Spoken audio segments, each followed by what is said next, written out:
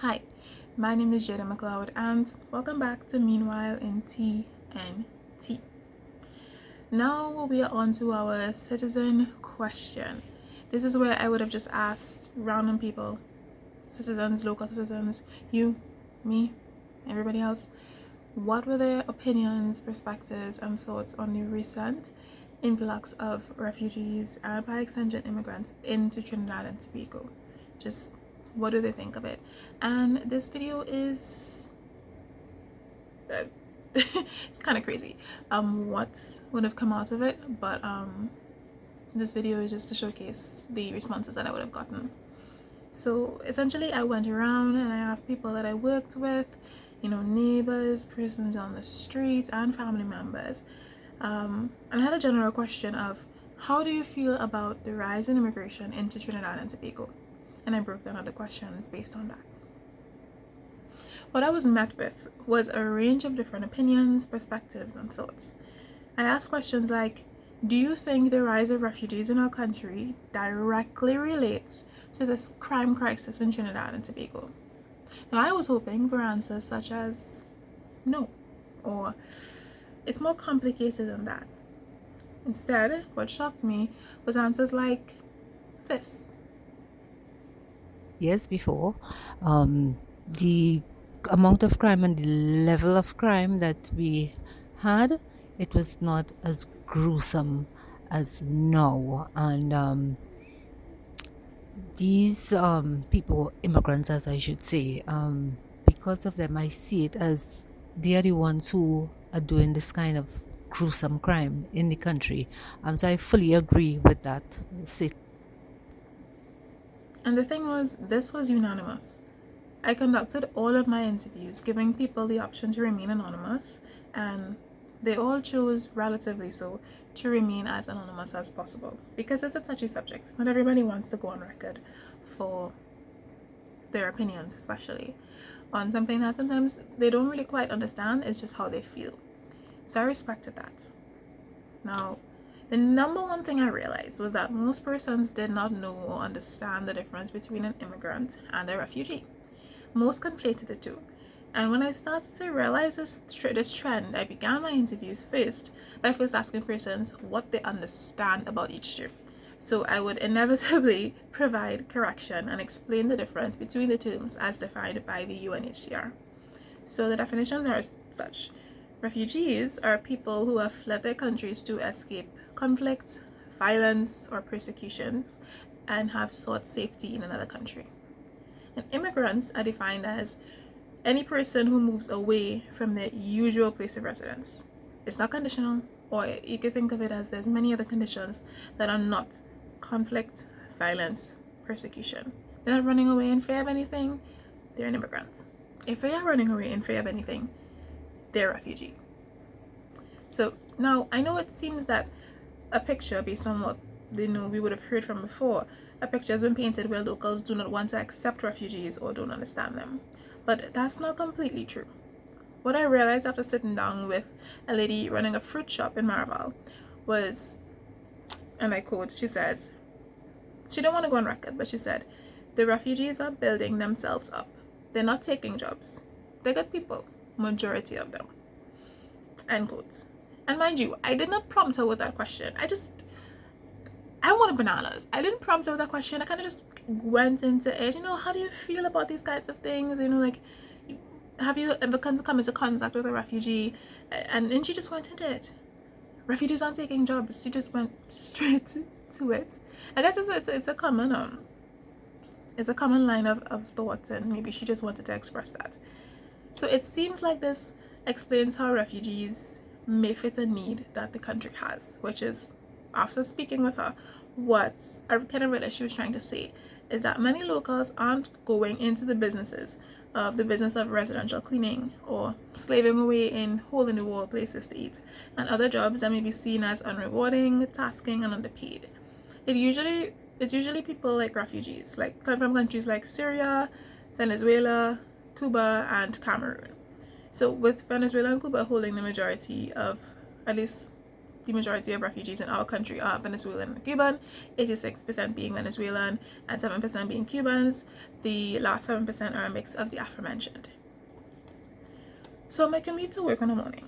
I work in what one may consider a suburb. It's where, as more affluent people would live, you would see lots of big and fancy houses, but those need cleaning, right?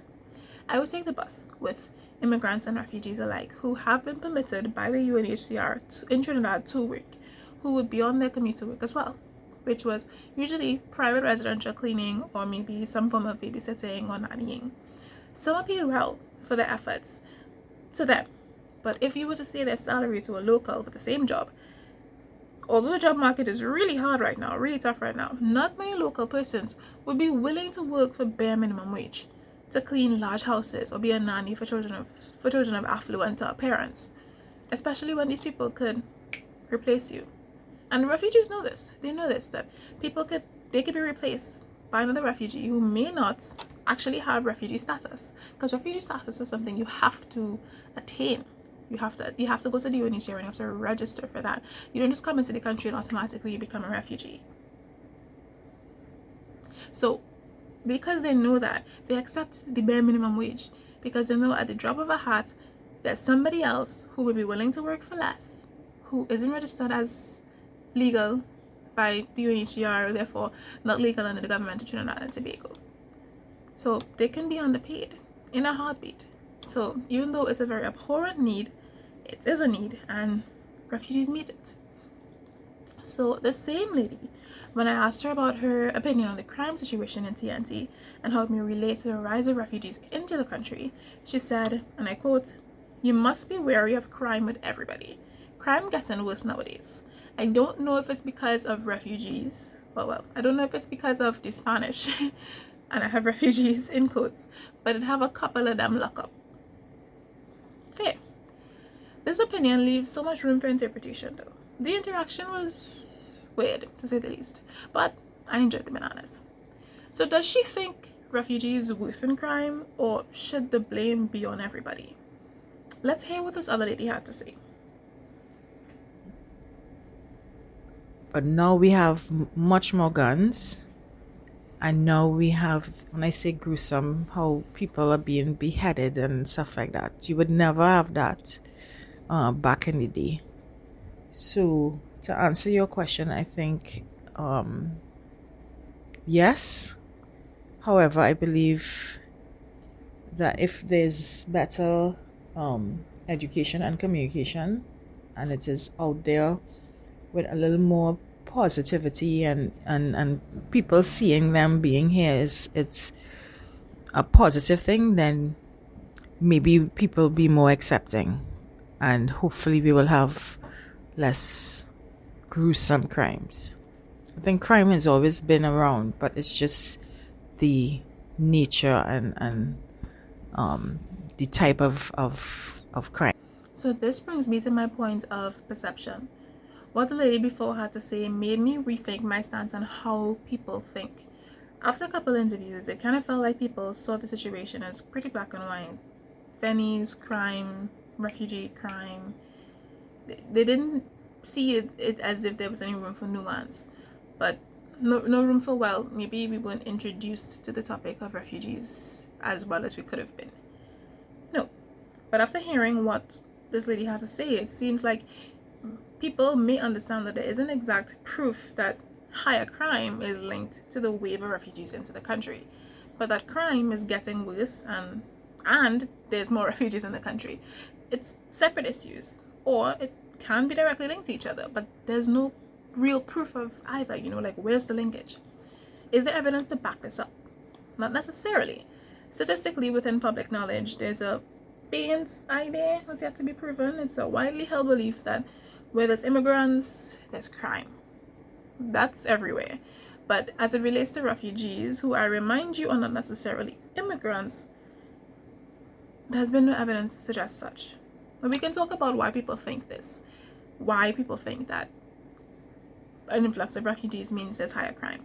I mean, even former AG Farisawari said, and I quote, "Trinidad and Tobago is grappling with economic migrants since Venezuelans began to seek refuge here, And it is a fact that the country has seen an uptick in certain kinds of crimes as a result of some of the migrant issues.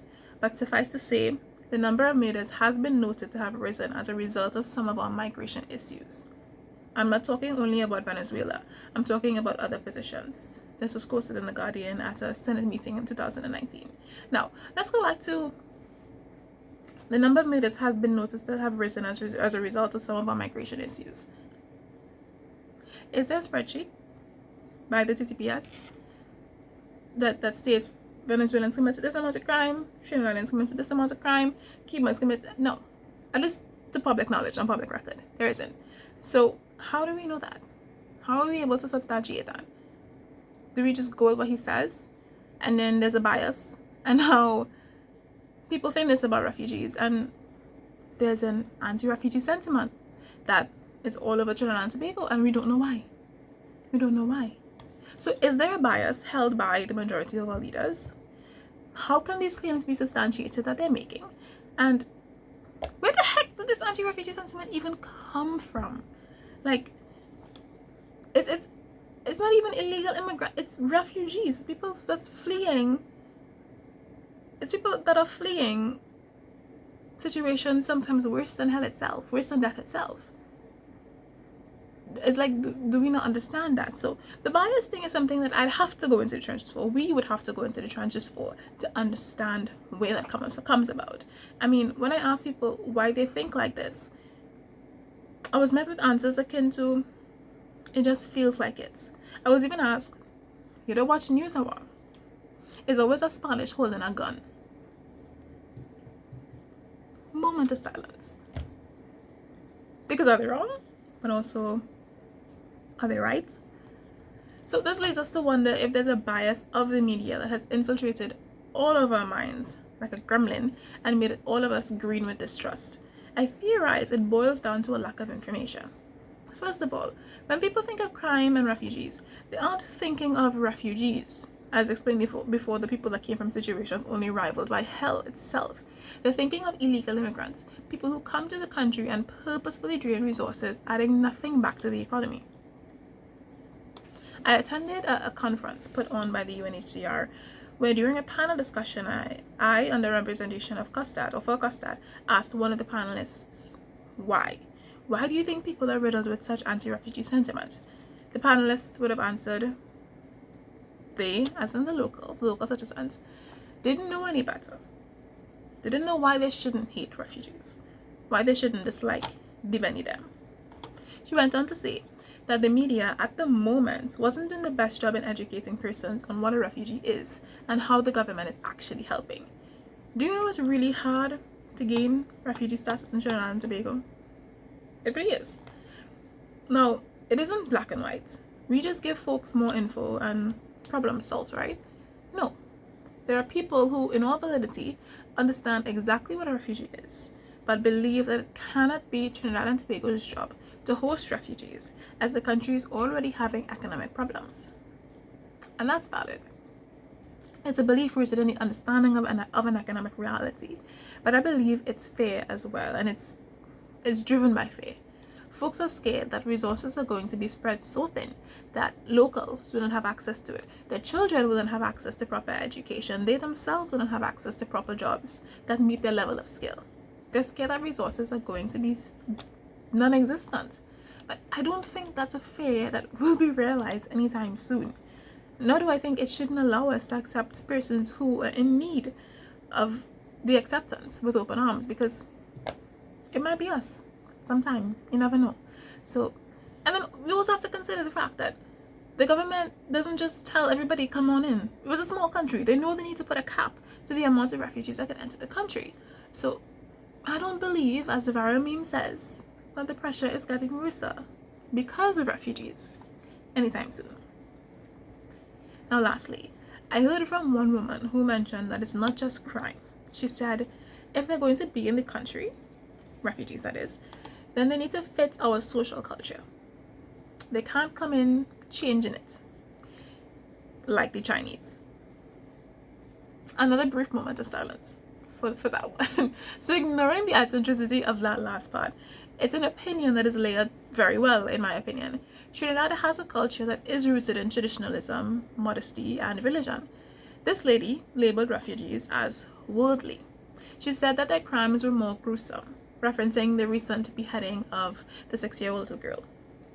Now, when confronted with the fact that it was not a refugee who committed that crime, she said she knows.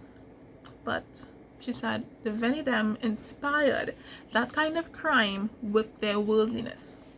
Now, as wrong as I may think that opinion is, it exists. So it has a place. I don't think she's alone in that thinking. People want to conserve the traditional values that our social culture is rooted in. That and all boils down to fear, the fear of change. So all in all, it's a multifaceted issue. People are scared. They're protective of their country because they love their country. While my personal opinion may be that of we need to understand and accept people who come to us in their time of need, because again, what if it was us? That being said, I cannot blame people for having reservations. I think people need to be armed with the full amount of knowledge that they could be armed with. What is a refugee? Why are they here? What are the situations like? And what does that mean for us? I think if people understood that their lives weren't going to be as affected negatively as they think, and that for the most part, refugees tend to give back to the countries that host them more than they take away from. Refugees aren't illegal immigrants, you know? And once we can find ways to help them acclimate into the country better, in my opinion, it works out for everyone. So I do think the best course of action is to continue to educate and share what little knowledge I have learned with you, as I'm doing now. So thank you for listening, and stay tuned for the next episode where you will see a collab with a classmate and personal friend of mine.